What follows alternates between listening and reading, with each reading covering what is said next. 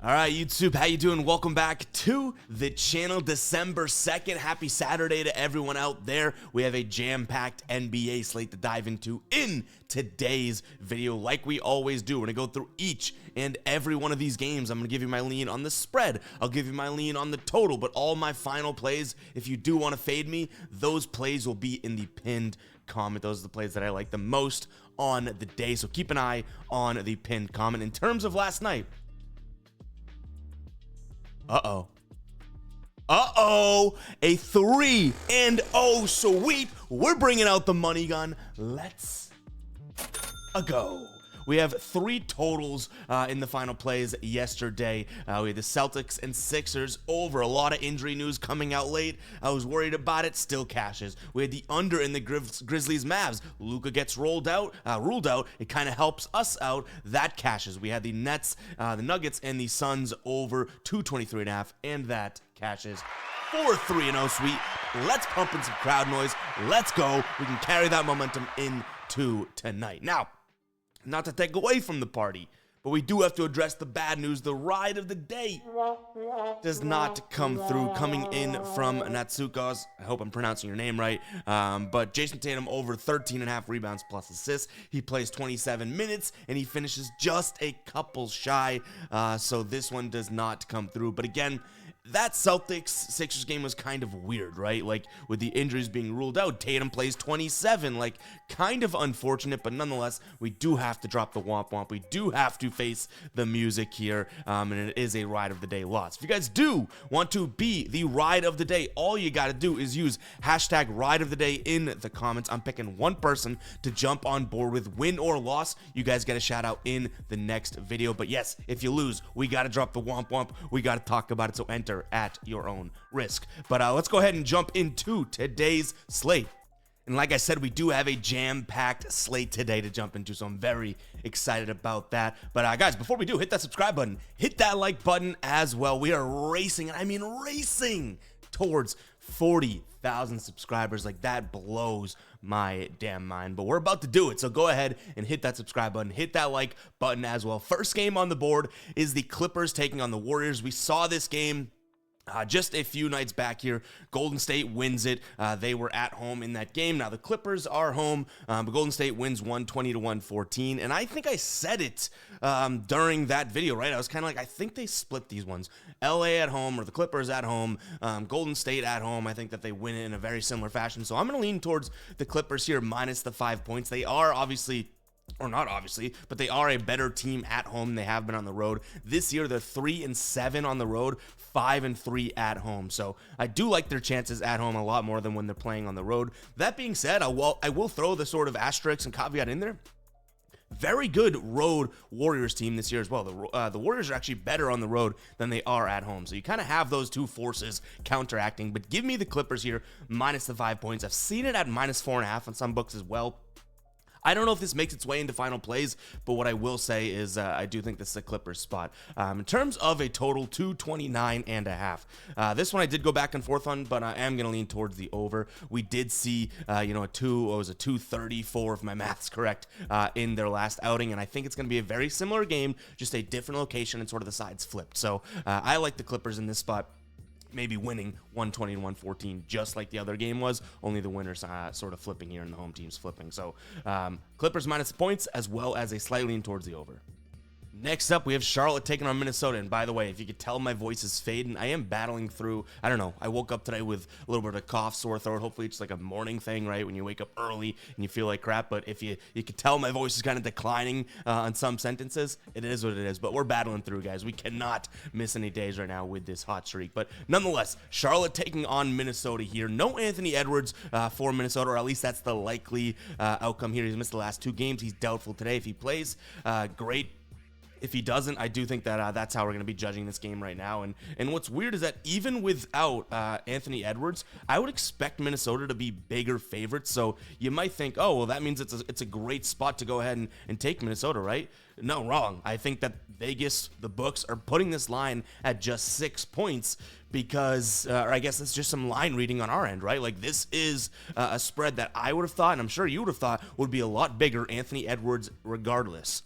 But the fact that it's 6 points almost tells me, hey, you gotta lean towards Charlotte because for whatever reason, they're only 6-point dogs here. So they are at home. I'm not going to say that that's a big deal, but this is a Minnesota team that has capitalized at being at home this season, and they're on the road right now. So as crazy as it might be, we're dropping the psycho alert alarm. Give me Charlotte here plus the 6 points. Now the total's at 220 or 219.5 on plenty of books. Seems super low to me, like super low to me. Another one where I'm like, this has to go over, right? Not because Minnesota, but because of Charlotte. Like, this is a defense that is legit bad. Like, this is a bad Charlotte defense. They're allowing the 5th most points in the entire league to opposing teams. And you have a Minnesota offense that definitely is capable, right? Like, they're not a high-scoring, high-flying team, but against the Charlotte offense, I do like their chances to put up a decent amount of points. So I could easily see this game being like a, I guess you could say 116 to 112 type of a game. We hit a couple of those yesterday where I just pulled numbers out of my ass, and I was like, wow, that was literally within 1 point of the final score. But that's just because we've been hot, right? Like, there'll be times where we're absolutely wrong about the scores, but nonetheless, I could see this being, a 4-ish point game, getting up into the high 220. So give me the Charlotte Hornets plus 6. That sounds crazy to say against one of the best teams in the league, as well as the over 220 here in the spot. And again, you can find this at 219.5 on some sportsbooks as well. So we're going to try and get the best lines for you. Whew. And you gotta love when that rolls right into what I'm trying to promote today, and it is OddsJam, guys. If you haven't checked out OddsJam, you gotta go do so. This is a great tool and resource for people like you and me that want to beat the sports books. I'm telling you guys, go check it out for free for 7 days. Why wouldn't you try it for a week for free? You can use the link in the pinned comment, get 7 days free, and if you choose to sign up for a subscription, use code GUYBOSTON, you get 25% off your first month. And what I mean by getting the best odds, look at this screen. This is the simplest screen they have in terms of their tools, right? And yet it's still so crazily complex, which is great. Which is great. But you can see this game we just talked about, Minnesota Charlotte, right? Look at all of the lines here. You can see what the average odds are and where they're moving and how they're moving up. And you go through literally every single sports book out there, finding the best lines, seeing the line movement, and they have a ton of other tools as well, guys, right over here. Arbitrage, positive EV. They have a fantasy optimizer for prize picks, yada, yada, yada. Go check out OddsJam, guys. 7 days free. Why would you not try that out? I got a link in the pinned comment, like I said, for that link for 7 days free, as well as a 25% off code, Guy Boston. Go check it out, guys. Really, really, really, really good tool. You hear my voice? We got to battle through this. But yeah, guys, go check out OddsJam. Link in the pinned comment. Next, we have Detroit taking on Cleveland here. Detroit getting a lot of points at home, plus 9.5. The total sitting at 224.5. Let's start with the total, because I do think that this one gets up and over that number, just because I think Detroit stays in this game. So I guess we're getting into both picks here, right? I think that there's some decent matchup going on here, and this is a Detroit team that I've said it so many times before. They're 2-17 on the year. They stink, right? But they're 8-11 against the spread. Like, this is a team that's keeping games somewhat close. We saw it against the Knicks, right? It's a win for the Knicks, but they were 14.5 point dogs. I told you guys. Now, I didn't have the balls to pull it myself, right? So fair enough, but told you guys, that's way too big of a number. They lose the game by 6 points, so it's a win for the Knicks, a loss for Detroit, but in our world, that is a Detroit keeping the game close, and they get the check mark, they get the win. I think something similar happens tonight, but it's again going to come down to the fact that, like, okay, it's a lean, right? It's easy to say Detroit keeps this game close. Am I really going to put my hard-earned bread on Detroit? Probably not. So I don't necessarily think that this is a game, over, or the Detroit Pistons here keeping it close that make its way into the final plays whatsoever. But I don't think that it's the move to lean or to lay 9.5 points as Cleveland either, right? So this is kind of like a Detroit or pass for me type of a spot. It probably ends up being a pass because I don't really want to bet on Detroit, but 9.5 points is a big number for an against the spread team that's been pretty good this season with those big numbers, right? Like, they covered against Denver. They only lost by 4. They were 9.5 point dogs.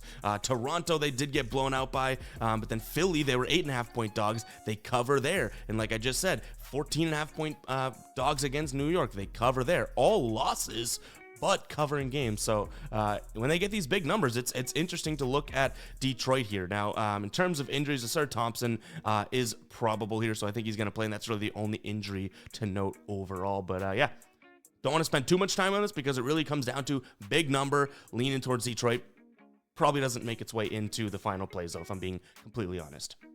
Next up, we have Brooklyn taking on Orlando, two teams that I feel like are not getting their flowers necessarily this season. You have Orlando, who's 14-5 straight up, 15-4 against the spread. Are you kidding me? And then Brooklyn, who's 13-4-1 against the spread. So two teams that definitely aren't really, I would say, getting the recognition that they deserve here. But I'm giving them recognition. And now they're playing each other tonight, but I gotta lean towards Brooklyn minus the 2.5 points. This is an Orlando team that has been on absolute fire. They've won 9 straight games. That being said, the last 6 games actually, now that I'm looking at it, 6 games have been at home. This is the start of a really short road trip for them, and you're getting Brooklyn at home, right? Which Brooklyn's a better home team than they are on the road. They're 3-4 away this season, but 6-5 at home, and you know that they are an against the spread machine here. And they are coming off of a loss against Charlotte at home as well. So I do think that this is a good spot for Brooklyn. They have a game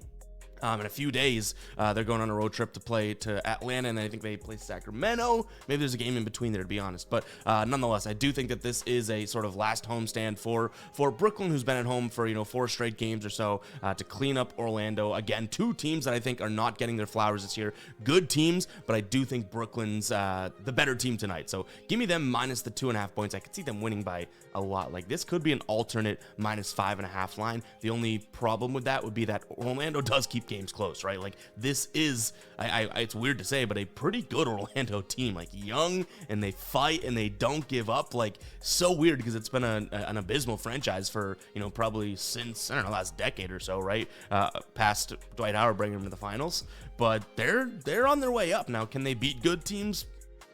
They have, but do they do it consistently? I don't know. But tonight, I don't think that they beat Brooklyn. And I'm not even saying Brooklyn is like a good team. I just think Brooklyn at home here is a good spot. Now, total sitting at 226. I like the over in this spot because, again, I think Brooklyn, their offense is getting going. The defense on both sides here, you would have called me a crazy probably a couple weeks ago saying that these defenses are meh, but this is an Orlando team that, as the game gets later and later into the game, they're letting up plenty of points. So they allow the 5th fewest points in the first quarter, the 2nd fewest points in the second quarter. They jump to 17 and 16 in the 3rd and 4th quarter in terms of points allowed. And the same thing for Brooklyn. That 3rd quarter there can really tilt the game on its head. So I like the over 226 in this spot as well. In terms of other odds, you can get 225 over on Bet365. I don't have that book, but if you do have that book, go ahead and pull the trigger on that because it's a half point better.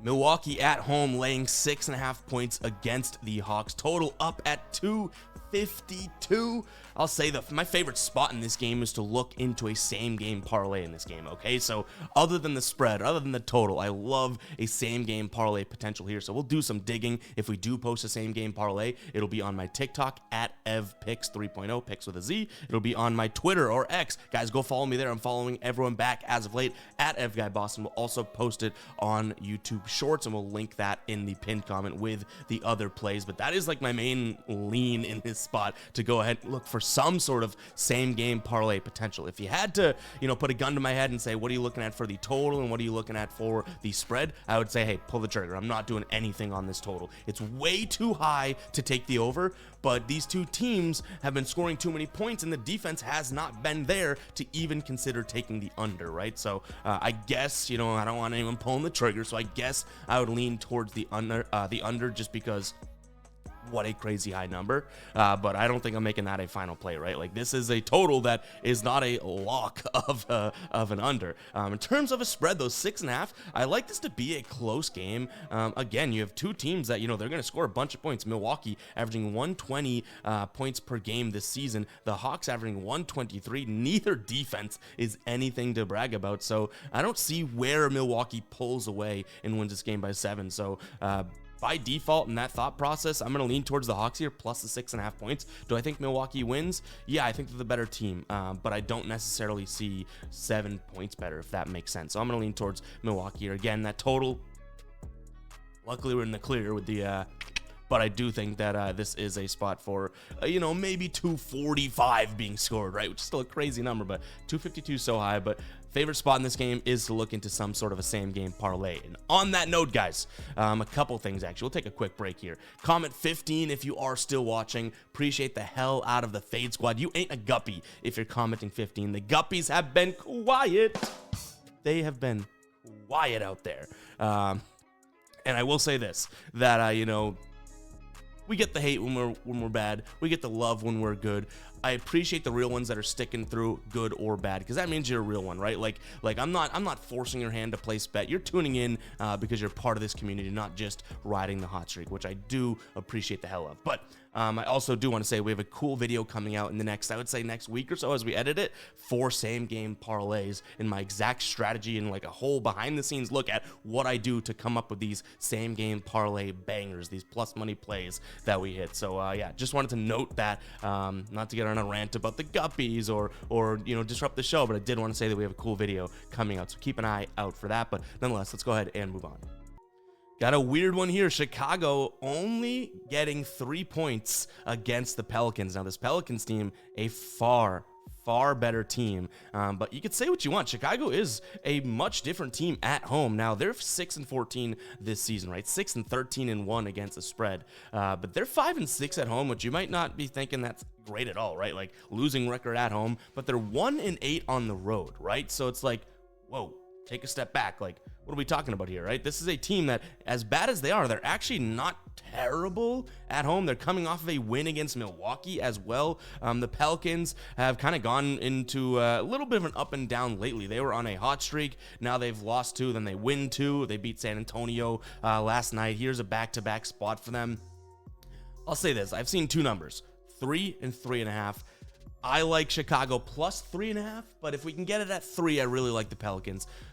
Sounds crazy that I'm splitting hairs that much, but I do think that this could be like a 111 to 108 game, which is crazy because the total's sitting at 219.5, right? So it's like, whoa, the number that I'm thinking and the spread work right into, I guess, what the books think. But yeah, I'm going to lean towards the Pelicans at -3, but if I see this at 3.5 or 4, I probably start to lean towards Chicago.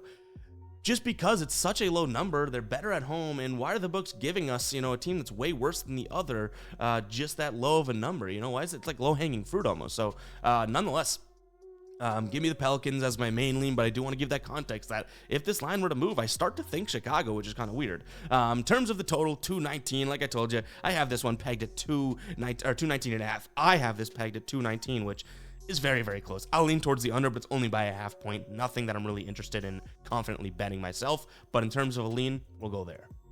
Next up, we have Miami taking on Indiana, which I did not see their last game going according to this, right? 142 to 132. I had said if Miami's going to win, it's probably going to be a slow-paced game. If Indiana wins, it's probably going to be a fast-paced game. Miami wins in a fast-paced game, and they win by 10. I do think it kind of flips on its head today in these two teams. You know, obviously Miami's home at both, but, you know, playing the same team again, this is a good enough Indiana team that they can, you know, outrun and stick with with anybody. So I like Indiana here plus 3.5 points. I think they probably win this game outright, and it's not necessarily that I'm backing Indiana. I'm almost fading the 2 wins in a row against the same team against Miami. I don't think that they are, and I'm not ragging on them, I just don't think they're good enough to beat the same team twice. Jimmy Butler is questionable. Bam Adebayo ruled out. The one thing that, you know, you got to note would be Tyrese Halliburton is also questionable here in terms of Indiana's spot. So if all those guys ruled out, Halliburton specifically, I'd probably stick away from this. But if Halliburton plays and Jimmy Butler plays and Bam we already know is out, give me the Pacers here plus the 3.5 points. Kind of like them on the money line as well, like I said. Now, I would have told you you're crazy to be taking an over 240 with any Miami Heat game, right? But they kind of showed that they can up the tempo and play some fast-paced basketball with this Indiana team, which kind of throws them into what I've been saying all year long. Like, these high totals make sense for Indiana basketball. They're 15-2 in terms of over-unders this season. That is absolutely crazy because they've been getting high lines, but I'll lean towards the over 240 here. I like the Pacers plus the points way more than I do the total, but it's kind of silly to look at any under, you know, with the Pacers basketball game as of late, or just this season alone. But yeah, nonetheless, give me the Pacers plus the points and a sort of reluctant but also makes sense lean towards the over. Dallas taking on OKC. This is a long video, guys. Hopefully you guys don't mind. We're already at the 20-minute mark with 5 games to go, but huge NBA slate to dive into, right? But Dallas at OKC, or excuse me, OKC at Dallas. Total sitting at 235.5. That's where I want to start. I like this over here. Now, it's another high number that we're looking at the over, and you guys know I'm way more likely to pull the trigger on an over that's low, and I like under sort of in this range, right? But these are two teams that, you know, the defense is just not there, and the offenses are there. So in terms of OKC's offense, they're scoring the 5th most points in the entire league this season, and Dallas is right there at 6. So you have two teams that, you know, given what they have on the defensive end, are scoreable. Now, I'll say this. OKC's allowing a top 10 amount of points against this season, but it really is because of the type of pace that they're playing with. If you really dissect their defense and look at what they're dealing with here, this is a team that, you know, a lot of shots there. They're also the allowing, I think it's like the 20th most field goals against this season as well, right? So I'm not ready to say this is a good defense. I think it's just a fast-paced team, which allows a lot of teams to score a lot of points, and you know that type of thing. So I'm not necessarily ragging on this defense, but I do think that, you know, they're kind of sitting in a spot in which the numbers could lie. So pretty much I'm not buying into either one of these defenses. OKC is a better defense than Dallas, but I still like points in this spot. In terms of a spread pick here, +4 seems like a lot to give Dallas. They should have Luka, right, healthy. He sat out last game. Tim Hardaway Jr. is questionable, but no injuries to really note on either side. If Luka doesn't play, this is OKC all the way. If he plays, I do think I lean towards Dallas here, plus the 4 points, because I could see this one being 123 to 121 or 124 to 121, that type of thing, in terms of a final score. Next up, we have Phoenix taking on Memphis. I think this is a good spot for Phoenix coming off of that loss against Denver. Last night, they lose 119 to 111. Yes, it's a back-to-back. Yes, definitely keep an eye on the injury report. This is a Memphis team that I do believe is worth betting against. They're on a back-to-back as well. It's so funny. Luka was ruled out, so it kind of throws the guru out the window. But I said that this is a weird spread yesterday for Memphis, right? Like, it's kind of interesting. Maybe they knew Luka was going to be out, but Memphis wins that game against Dallas 108 to 94. But that does kind of lead into this spot for the Suns as well. This is not a Memphis team that wins 3 games in a row, and they've won now commandingly 2 games in a row. They beat Utah 105 to 91. They beat Dallas without Luka's kind of, I guess, the same Utah team, right? In terms of skill level, but they beat them 108 to 94. Like, I don't think they do that 3 games in a row. Do I hate the 9 number? It's a hell of a lot better than -10, right? So I like the Suns here, minus the points. Total sitting at 218.5, which, you know, my initial thoughts were that's super low, and it is, because I think the Suns give you, you know, 118 to 120 tonight. So is Memphis really going to be that far behind that they can't put up triple digits? Because if that's the case, that's just you know, either you're cashing that Phoenix side, or you know, even if they keep this game close, they're definitely going to put up points, right? So either or in this game could make its way into the final play. Not necessarily sure about both, but I do like Phoenix minus the points as well as the over 218.5. Utah taking on Portland. This spread is at -1.5, and you know, still no Lauri Markkanen in here. Jordan Clarkson's out as well, but I do think that Utah is still a better team than Portland. Portland has won 3 of their last 4 games, so we could get burned here because they could be hot, right? Or they're kind of due for a loss. I'm hoping for the latter. Utah is due for a win here. They've played a few good teams. They've played New Orleans twice, Minnesota, and then Memphis in their last 4 games. Now, Memphis ain't the good one, but 3 out of those 4 games are tough games. I think they're looking for a good spot here at home before they take off to Dallas in a couple days here, you know, and go on a road trip. So give me Utah minus the 1.5 points. I've seen this move up to 2, so if you can jump on -1.5, it's probably going to move across the board to 2, which I would still play it at both. That total sitting at 220. I like the under. I do. This is a Utah team that plays super fast. I've said that multiple times, but they're not the most efficient team, and I've said that over and over again, right? When you put it into perspective, they are shooting the 8th most per game. They're 8th most in field goal attempts, but they are the 4th worst field goal percentage team. Could Portland make it a lot easier for them than other teams? Yes, this is a Portland team that's allowing buckets on buckets on buckets. But I still think that this is a game that is a little bit sloppy, a little bit slow, so I lean towards the under 220 here. Next up, we have probably the game of the night, Sacramento hosting Denver. In terms of injuries, Aaron Gordon and Jamal Murray both questionable in this spot. Denver coming off of that win last night against Phoenix here. Sacramento has had a few days rest coming off the loss against the Clippers. I would have told you that Denver would be the play in this game, but then I saw the line at 4.5, and that tells me that Sacramento is the spot here. They're at home. They're a really good team in terms of home. They're 5-2 this season, and this is a really good Denver team. Obviously, I talk about how good they are every video and every time they play, but they're 9-0 at home and just 5-6 on the road. So throw that in with the back-to-back, and this is a Sacramento team with rest advantage that's 3-1 this season.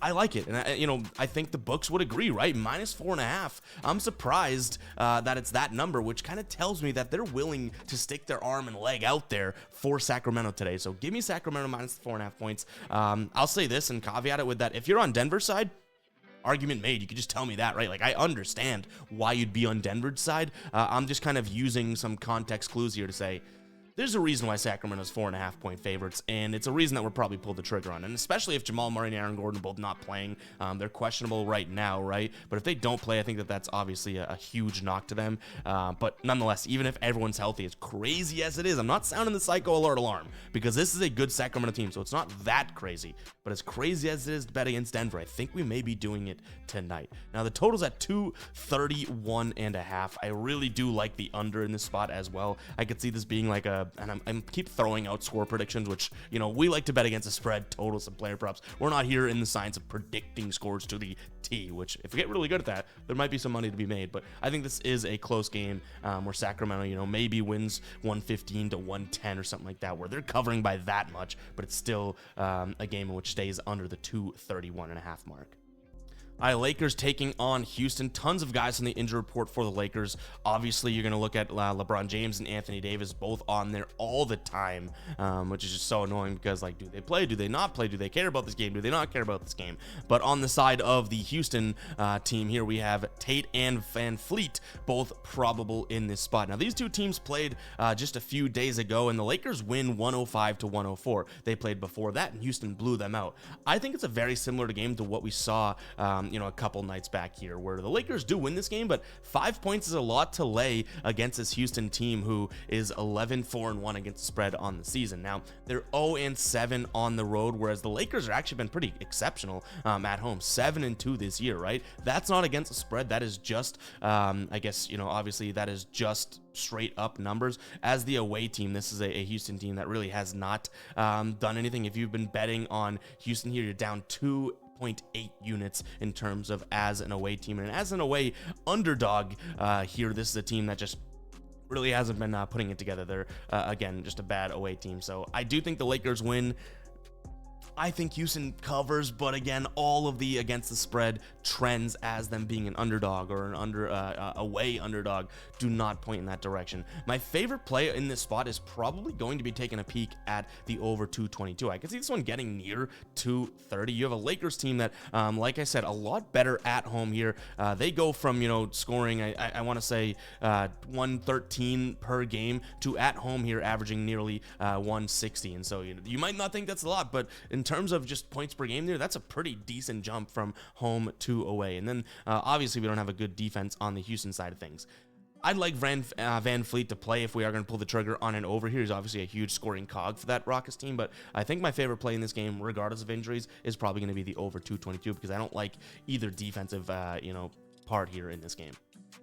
But guys, that is going to wrap it up for today's video. We battled through the cough. We battled through it, staying hydrated over here in between games. But hope you guys did enjoy the video. If you did, hit that subscribe button. Hit that like button as well. Go shop the Fade Me store. Tons of cool stuff over there as well. If you made it this far into the video, appreciate the hell out of you guys. We are, again, running towards 40,000 subscribers, which blows my mind. But, you know, you guys are the best out there, best community on this platform. And, yeah.